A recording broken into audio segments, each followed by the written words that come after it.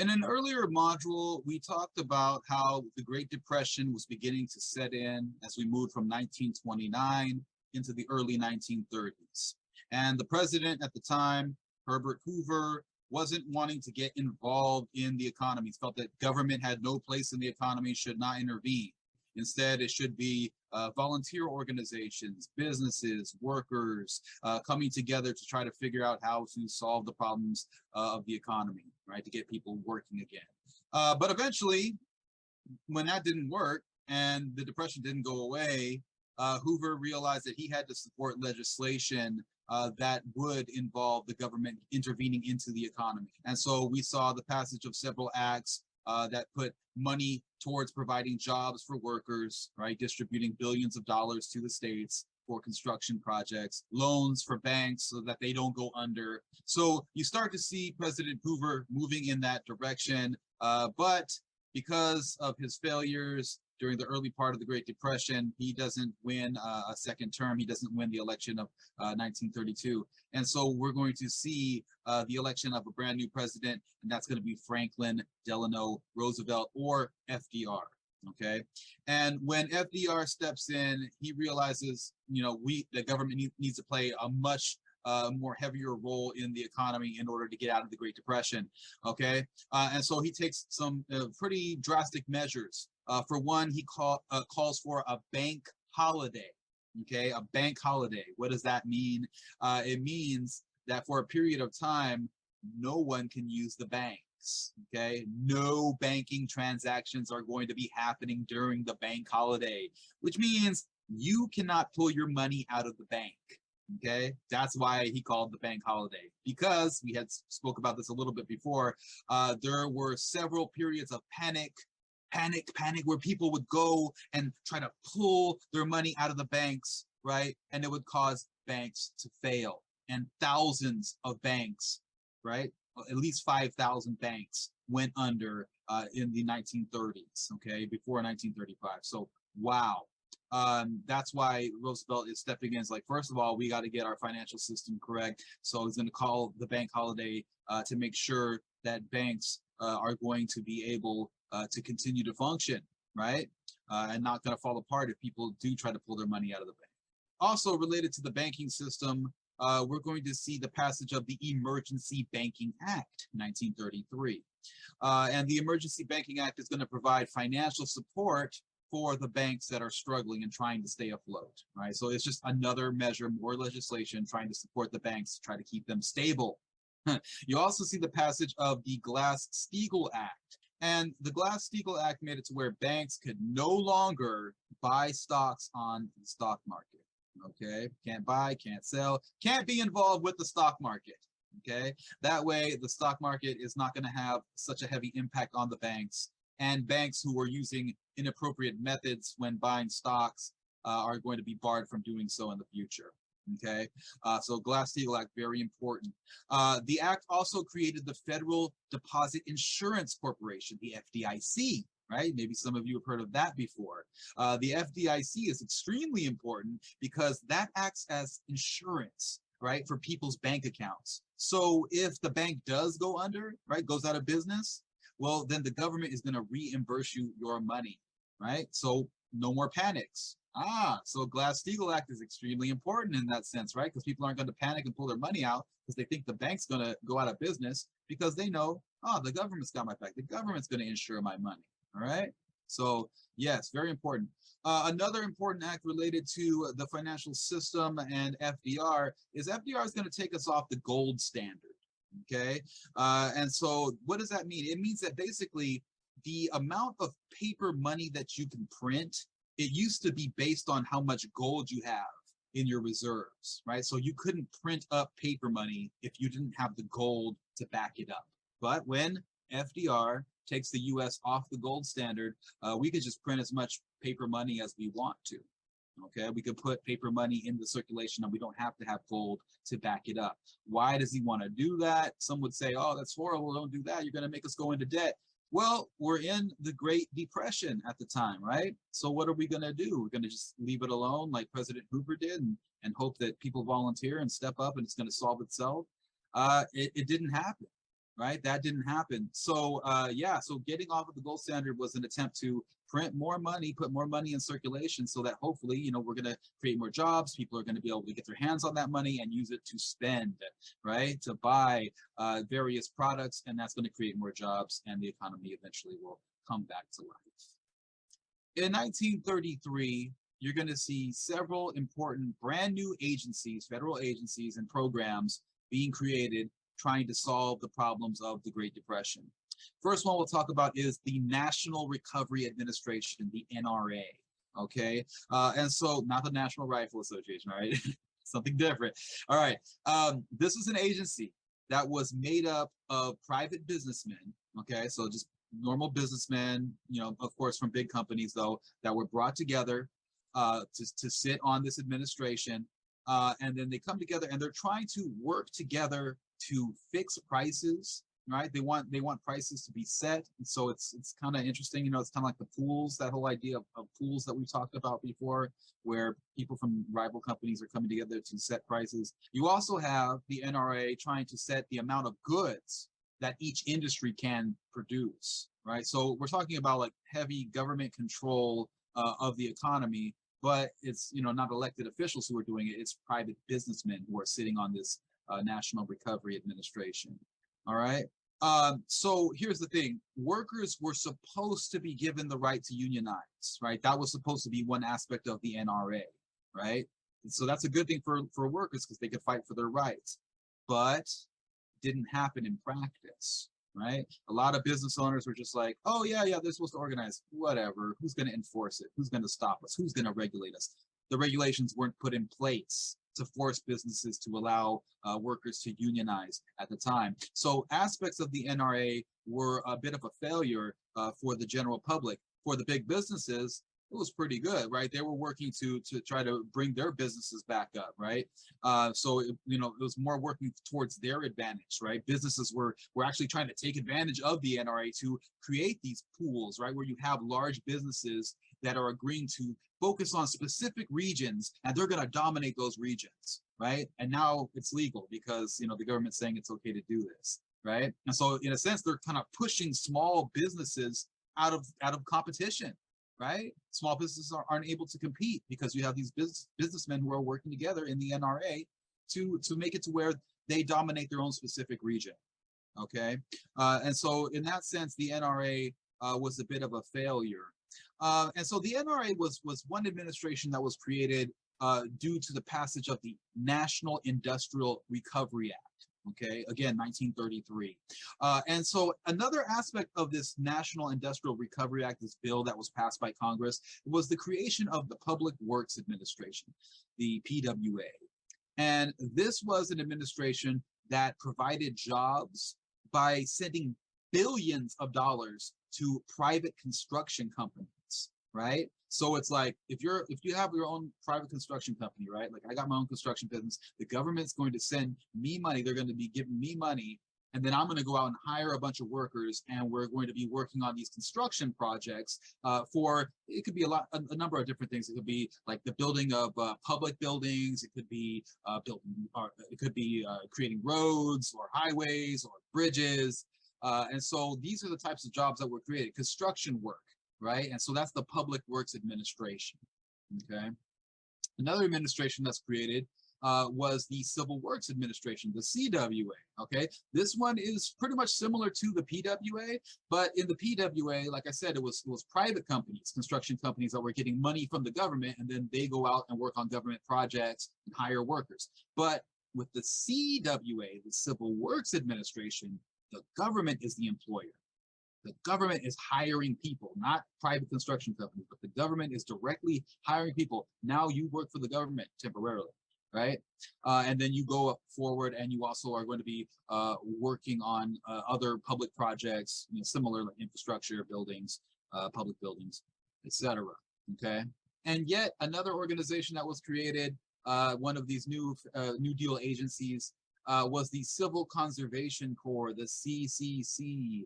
And again, the whole point of this is to provide jobs for Americans. That's the point, right? And the CCC, they're providing jobs that are related to environmental conservation, right? That's why it's called the Conservation Corps. right? Environmental. So you have people who are going out and working in the national parks, the wildlife reserves, right? They're living in these little camps, and they may be going to clean up the parks, or maybe they're designing or building public buildings on the parks. And so you have people being put to work in a number of different areas in society, mostly in construction, right? But these are government jobs in some cases. Other cases, it's private companies that are being paid by the government, right, to hire people. So the whole point of all these administration is to get people back to work so that they have money and they can spend that money, and then businesses be like, oh, there's more demand, people are spending, all right, let's increase production. The economy is going to come back to life, right? And then they can hire more people, and it will continue to grow from there, reduce unemployment. Now, what about the farmers? Okay, we always talk about the farmers because farmers are pretty significant to the United States and the economy, right? Especially at this time in the 1930s, there were a lot more farmers in the country than there are today. Okay, even though yes, they're starting to small farmers are starting to get pushed out by the big factory farms, but still, there's a lot of farmers at the time. And so the government is going to pass another act, and this one is to help farmers, and this is the Agricultural Adjustment Act, okay, the AAA. And so this act allows the government to pay farmers to reduce the amount of their production. Okay, so say I'm growing corn, and usually I grow like 500,000 bushels of corn. Okay, I'm just throwing a number out there. Well, now the government is going to pay me to reduce that number to, I don't know, 250,000. I'm just making up numbers here, don't quote my percentages. But just the idea is that we're growing less than we were before. All right. Why? What is the point of that? Why would the government pay me to grow less food? What's the point? Because if there is scarcity, right? Scarcity in crops, scarcity in animal meat that's being produced on farms. Well, if there's scarcity, then the prices will start to increase along with the demand, right? Not just within the country, but internationally as well. Okay, so that's the idea. And guess what? The strategy worked, right? So the AAA is a success. But in the process, large amounts of crops, right, that were already planted at the time that the AAA passed, 1933, right? Large amounts of crops were destroyed. They're like, well, we can't distribute them. That's going to cost money. Let's just get rid of them, right? Just destroy them. Destroy the crops, kill the animals. We need to reduce production to raise prices, okay? And so they did, which is a little strange because there's a lot of people that are poor. They're standing in bread lines for hours trying to get food, and this food is being destroyed to try to raise the prices of farm products. So another aspect of the AAA that's a little suspect is that farmers are getting paid to grow less, right? Well, sharecroppers are not. Okay, if you're a sharecropper, if you're renting land from some landlord and you're giving him part of your crop, for you to grow food on his land, you're not going to get paid. Only landowners get paid under the AAA, and so this has an adverse effect on sharecroppers. Not only are they not getting paid by the government, they're not getting that support or that economic relief, they're also getting kicked off land, like the land that they're renting, right? So the landowner's like, well, hey, the idea here is to grow less food. I don't need these sharecroppers living on my land because I don't need their food anymore. Kicks them off their land, and they have to go find a new place to live now. So yeah, AAA, not so good for sharecroppers. Okay. Another aspect that really made it difficult for farmers during the Great Depression was the Dust Bowl. Okay, the Dust Bowl. So what's the Dust Bowl? You ever hear of that? The Dust Bowl? Well, here, take a look at this map. This is the area right here. So you're around like Oklahoma, Texas, Kansas, parts of Colorado, a little bit in Mexico. This is the area that was heavily affected by the Dust Bowl. And the Dust Bowl involves extremely large dust storms, okay? And this is all going on during the Great Depression, and it's going to hurt farmers that are living in that area. Why? What's going on? What's causing the Dust Bowl? Well, as you have more and more farmers moving to the Midwest, right, around that area where the Dust Bowl happens, they are, starting their farms. They're starting to dig up the soil. They're getting rid of all the grasses that were there that were holding the soil together. And after they remove all the grass and all the roots, then the topsoil starts to erode. Okay, it starts to erode, and this is all happening during a period of drought. So there's not a lot of rainfall in the area at the time. So okay, drought, no grass to hold the soil in place. Then you get extremely large dust storms coming through, and it's eroding that soil away, and all of a sudden that soil is in the air. Okay, that's the dust storm. Okay, it's the soil because there's nothing to hold the soil down. So this is going to have a huge effect on people living in the area, a lot of them farmers. It's going to cause about 1 million people to have to abandon their homes, and they're going to have to migrate elsewhere, right? A lot of them moved to California, but there's other areas as well. The government actually set up relocation sites for people who had to leave the area of the Dust Bowl, okay? So, wow, this is all going on when the economy is extremely suffering. You also have a housing crisis happening at the time, but the government steps in and tries to solve the housing crisis because like, no new homes were being built. Basically, you have construction companies who are not building homes. So the government steps in and the government actually pays to start building low-cost homes, right? They're also offering low interest rates to try to help the housing industry recover. And so you got a lot of people who are stepping up and starting to buy new homes during the Depression because they're low cost. You know, the interest rates are low. It's a good deal. It's worth it. All right. So a lot of this legislation is being passed in 1933, and you see these administrations, these agencies working to try to solve the Great Depression. But they don't solve the Great Depression. They may give temporary work to some people, but there's still a lot of unemployment going on. So this brings us to the end of the first New Deal, once we start getting to 1935, 1936, okay? Why is it the end of the first New Deal? Well, because once we get to the mid-1930s, the Supreme Court finds that there's several aspects of the New Deal that are unconstitutional, okay? So the big one is the National Industrial Recovery Act and also the Agricultural Adjustment Act as well. Both of these are struck down by the courts, okay? And so that's kind of a big deal, right? And so even though the legislation passed during the first part of the New Deal did help to improve the economy a little bit, you still got the country stuck in the Depression, right? So we're gonna have to move on to the second half of the New Deal. But before we get into the second New Deal, let's talk a little bit about labor organizations during the early part of the Great Depression. Remember we had talked about in the 1920s how unions were struggling, membership was dropping, and part of the reason why they were struggling so much was their leadership had been jailed and persecuted, right? And so labor organizations really weren't as strong as they were before the 1920s. Well, once we get into the 1930s, we're going to see the rise once again of labor organizations, unions. Okay, 1934, we're going to see a huge wave of strikes with over 2,000 strikes being held just in the year 1934. 2,000 strikes nationwide. It's a lot. Okay, and so labor has rebounded since the 1920s. Okay, in 1935 you'll have the passage of the Wagner Act, and so you know government is starting to support workers' rights to form unions and to fight for better wages, because you know at the time, you know 1920s going into the 1930s, employers had a lot of power over their workers, right? They could fire them at any time. They could even physically assault them and get away with it, right? Imagine if your boss just attacks you and then like nothing happens. He doesn't go to jail or anything, right? Employers had a lot of power, right? So that's why you have unions, okay? So unions fought for the right to have some kind of input on the whole production process, right? When I say production process, we're talking about like having input on the amount of production, right? Are we going to produce how many beams of steel in this day, right?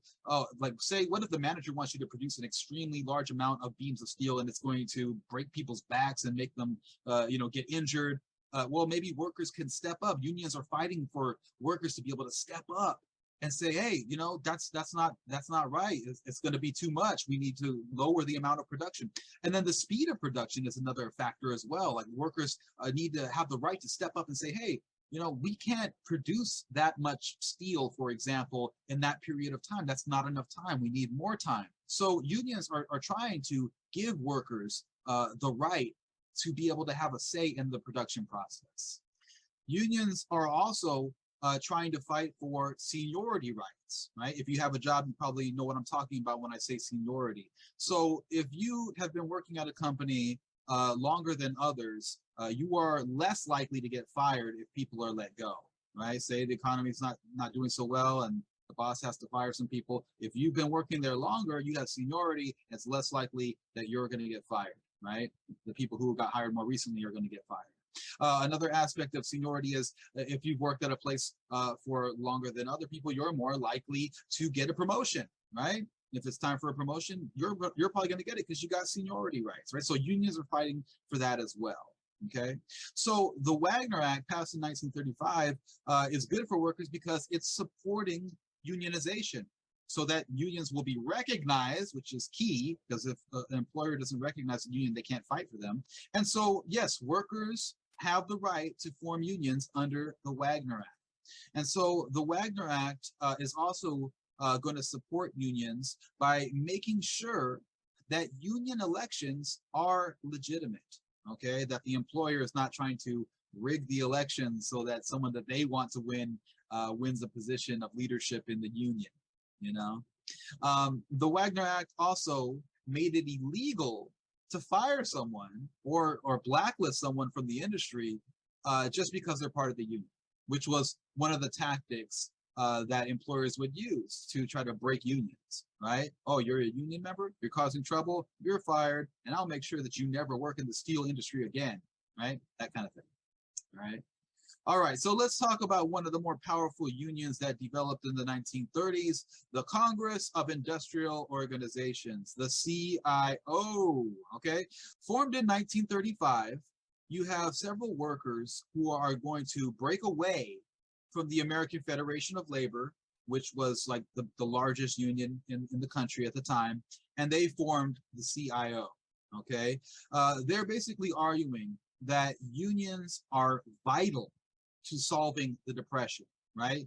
People like Huey Long are speaking out and saying, hey, the unions are going to save the country from the Depression. Why? Because we're going to get more money for the workers, right? We're going to negotiate. We're going to go on strike. We're going to get higher wages for our workers, for our members, okay? And that's what's going to solve the Depression, right? So that's the idea there. And so the CIO is doing its best to try to fight for workers, and they're much more inclusive than the American Federation of Labor, right? I talked about this before in an earlier module. The AFL, the American Federation of Labor, is extremely exclusive, meaning that they left a lot of people out, wouldn't allow them to join the union. If you weren't a skilled worker, you couldn't join the union. If you were a person of color, most likely you're not going to be allowed into the union. So yeah, the American Federation of Labor, extremely exclusive. The CIO, much more inclusive. Welcomes, right? They welcome African-American workers. They welcome Mexican-American workers into their union, right? And they're doing their best to fight against discrimination in the workplace. So the CIO has a big impact in the 1930s and moving forward, okay? One thing that the CIO is calling for is industrial democracy. Okay, industrial democracy, the right of workers to control various aspects of production, right? We were talking about to give workers some power in the production process, right? Not just get ordered around by management. Okay, you're working a 12-hour day today. We need to, speed up production. No, workers need to have a say in the production process, and that's an aspect of industrial democracy, right? Having a voice, that's democracy, right? And industrial democracy also means receiving proper wages for what you're doing. You know what I mean? Like if you're working in an industry that's making millions of dollars and you're only getting paid like 35 cents an hour, you're like, this doesn't make sense. Why is the owner of the company, part of the 1%, like this millionaire, and I'm getting paid these low wages, and it's my labor that's making him a millionaire. Doesn't make sense. That's not democracy. And so workers are calling for industrial democracy. Okay. And so one of the tactics that the CIO would use was the sit down. Okay. The sit down is a form of a strike. Normally, in a strike, workers have planned to walk out of the job on a certain day at a certain time, right? That's what the union does. It organizes the strike, right? But in a sit down, it's a little bit different. Okay. Yeah, the workers stop working, but instead of leaving the site, they stay there and take over the factory. They occupy it. Okay. And this could work. This is a pretty strong strategy. It was actually, the fear of this strategy, the sit down, that helped to push one of the most powerful corporations in the country, U.S. Steel, to finally recognize the steel workers union. Okay, because before that, U.S. Steel was not trying to recognize the union, and if not recognized, the union cannot negotiate on behalf of the workers. Okay, so the sit down, pretty powerful tactic. So ultimately, you see the rise once again of labor organizations who are fighting for workers' rights in the 1930s. So as we start to move into the mid-1930s, we are going to see the second New Deal start to come into play, right? So yeah, the Supreme Court struck down aspects of the first New Deal. So now we're going to have new agencies being created trying to solve the problems of the Great Depression. Okay, so in 1934, we have the creation of the Rural Electrification Agency, right? And this agency worked towards installing electrical power in rural areas. Okay, so it sounds right? Rural electrification. Oh, okay, bringing electricity to small farmers who are living without electricity. Right, that's 1934. Right, that's how it is. Right, and the whole point behind this was to make it to where these small farmers, right, would be able to participate in the consumer economy. Right, now that they have electricity, they could buy a radio, right? They could buy a washing machine. They could buy electric equipment for their farms, right? And it's going to help the economy because now they're spending money, like a lot of money, right, to buy these appliances. Okay, so give those people electricity. Right? All right. You also see the creation of the Works Progress Administration, right? The WPA. And yes, this is just another agency that's providing jobs for the people, millions of jobs for people. It's putting a lot of people to work, right? And they're doing similar things to what we've seen with earlier agencies. They're working on infrastructure in many cases, building bridges, building highways, building roads, building airports, right? What do these things have in common? Bridges, highways, roads. It allows people to travel, right? It allows people to tour other areas of the country, tourism, right? It also connects the markets, most important, okay? It connects the markets. So people could travel to different areas, farther distances, and spend money. That's the point, okay? Spend, spend, spend, helps the economy to grow, more jobs, etc. Okay?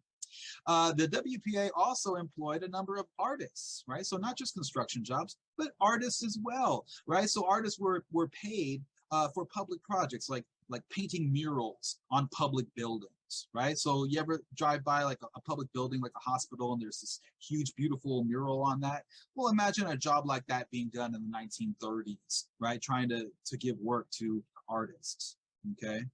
All right, now let's get to a really important aspect of the Second New Deal. This is a huge piece of legislation that had a big impact on the lives of many Americans, not all Americans, but many Americans, and that's the passing of the Social Security Act, okay, 1935.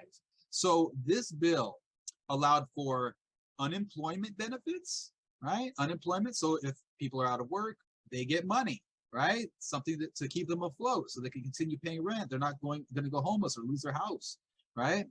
The Social Security Act, of course, is also going to allow for old age pensions, which, is what we know as Social Security, right? And so these benefits, though, are not paid directly or fully by the federal government, okay? Instead, you have employers and workers who are taxed to provide for the funding of these benefits, right? Unemployment, old age pensions, right? You know how it is. If you got a job, you know how it is, right? You see that Social Security tax coming off of your check. So although the bill also included financial assistance to the poor, right? Like welfare. Most welfare programs were actually controlled by the states. And so the states were going to determine who was eligible for welfare. Okay. And in many cases, they were discriminatory. Social Security also, like the old age pensions, they did not apply to agricultural workers or domestic workers, right? Like maids. And so this meant that many African Americans and Mexican Americans who worked in those sectors were not going to be eligible for old age pensions or unemployment benefits, right? And this is done on purpose. Okay, this is interesting. It's done on purpose. So you have congressmen from the southern states who are pushing extremely aggressively to exclude agricultural workers and domestic workers from getting these benefits. Okay, so again, you see racism, right? Inequalities that are being enforced at the highest level, right, within Congress, coming from the southern states, southern congressmen, okay, trying to reinforce the racial hierarchy. Okay, another important act that was passed as part of the Second New Deal, a little later, 1938, we have the Fair Labor Standards Act, okay? And this is going to finally ban child labor, okay? And it's also going to create the minimum wage for the first time, national minimum wage. 40 cents an hour. All right, I'm going to at least make 40 cents an hour. That's great. Well, this is a different time, right? Things were cheaper. Also, the Fair Labor Standards Act made it to where people got paid overtime. Okay, they get paid overtime now. So if you work over 40 hours a week, you're going to get overtime pay, time and a half, right? Anyone ever get overtime before? You know what I'm talking about. That comes from the Fair Labor Standards Act, part of the Second New Deal. Now, let's talk a little bit more about racial inequalities that were happening in the 1930s. All right, so first, you have massive amounts of unemployment in the African American community throughout the United States. So you have African Americans with the highest rates of unemployment. And why is that? Due to discriminatory hiring practices, right? So you have white employers who simply refused to hire African Americans. Even government agencies, right? We were talking about the New Deal agencies that were created to give Americans jobs. And yeah, millions of Americans did get jobs, but there were some government agencies that refused to hire African Americans, right? So what was the result? Well, you have a number of African American families who came to depend on the welfare programs to get by, right, for public assistance. And then you have a backlash from others in the United States, right, mostly conservatives, who are going to criticize the welfare system, right, saying, oh, there's all these people who aren't even working, they're not contributing to unemployment, but yet they're receiving benefits, right, they're receiving money, right? And so you have this whole issue surrounding the welfare system that arises around that time, and it's going to continue on and on for decades, okay, this whole argument about welfare and whether it's right or not. Okay, you also have housing discrimination going on in the 1930s during the Depression. Remember, a lot of people are homeless, right? A lot of people lost their homes, and so the government is trying to encourage people to buy homes. They want to build homes. The government itself is building homes. They want, so basically you have the government insuring loans for housing, but the government would often refuse to give loans to African American neighborhoods for homes that were in African American neighborhoods or in racially integrated neighborhoods, right? Whereas a neighborhood like a mixed neighborhood, right? And so, just another form of racial inequalities, this time, of course, by the federal government. And also some of the mortgages that did get signed, they contain clauses that denied sales to non-whites, okay? So it's like it's written in the contract that the home cannot be sold in the future to people who aren't white because they're trying to maintain white neighborhoods. Okay, so basically you have the federal government contributing to segregation during the 1930s. Okay, so what about Mexican migrants during the Great Depression? Well, you have a number of Mexican immigrants who actually migrated back to Mexico during the Great Depression because there's no work available, right? And the fact that migrant workers were ineligible for state and federal financial assistance programs, right? Why? Because you had to prove residency in order to be eligible for state programs and federal programs to get financial aid, okay? And so since you have a number of Mexican migrants who were agricultural workers, they were moving around from one location to another and never stayed long enough to establish residency in one place. So they couldn't get federal relief. There were no jobs available because you have a number of Anglo-Americans who now want to be low-paid agricultural workers, right? Where before they may have shied away from that job, but now there's no work at all. You have Anglo-Americans who are trying to get those jobs. So there's competition there. So that's why you have a number of Mexican migrants and their children who may be Mexican American because they were born in the States, migrating back to Mexico during this time. Remember we had talked about Filipino immigration and how the United States was trying to limit Filipino immigration. 1935, you have the Filipino Repatriation Act, which is trying to do just that. Okay, so the U.S. is concerned about the high levels of Filipino migration coming to the country, right, in the continental United States. And so the government is encouraging Filipinos to move back to the Philippines, and they're going to pay all of their travel expenses. And so you see this idea of, trying to racially engineer the country there. It's coming from the federal government, okay? What about Native Americans during the Great Depression?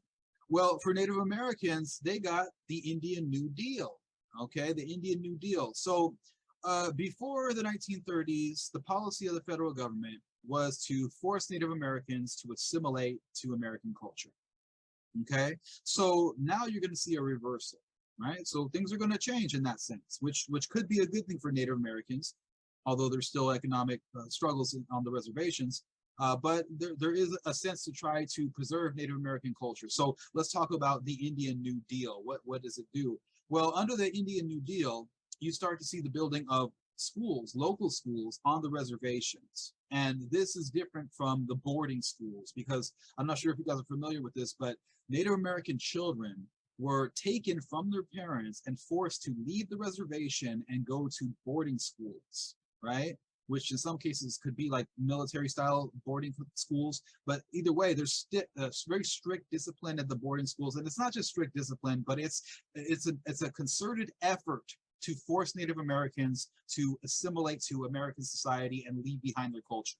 Okay, so for example, if a Native American student is forced to go to these boarding schools, they're going to be forced to cut their hair. Okay, they got to cut their hair. They got to change the way that they dress, their traditional dress. They can't speak their language. If they speak their language, they're going to be punished. Right? In fact, if they practice any aspect of their culture, they'll be punished because there is a concerted effort to destroy Native American culture, right? But when we get to the 1930s, you start to see a little shift there in the federal Indian policy. Okay, so now schools are being built on the reservation, so children don't have to leave their family or leave their community and be taken away from their culture, right? So that's one aspect of it. Also, you have the Indian Reorganization Act as part of the Indian New Deal. So the Indian Reorganization Act, this is going to recognize the self-determination of Native American tribes, right? What does that mean? It means that tribes are going to be considered sovereign nations once again, okay? That means they have the right to govern themselves in any way they like. They make decisions that concern politics, their economy, preservation of their culture, right? And so the Indian Reorganization Act is going to create Native American governments, right, based on the U.S. government. So Native American tribes have to, create a constitution. They have to elect officials. And so in a sense, it's kind of forcing American-style politics on Native Americans, which could be an issue because that may go against the traditional government of Native Americans. They have to be, like the United States and assimilate to that form of government. But then again, it's also recognizing tribes as sovereign nations. And with sovereignty comes a lot of rights and a lot of control over the reservations. Right, so a little give and take there. Either way, Native American reservations experienced extreme poverty during the Great Depression, but these acts that were passed as part of the Indian New Deal would benefit Native American societies in the future, especially in terms of issues related to sovereignty.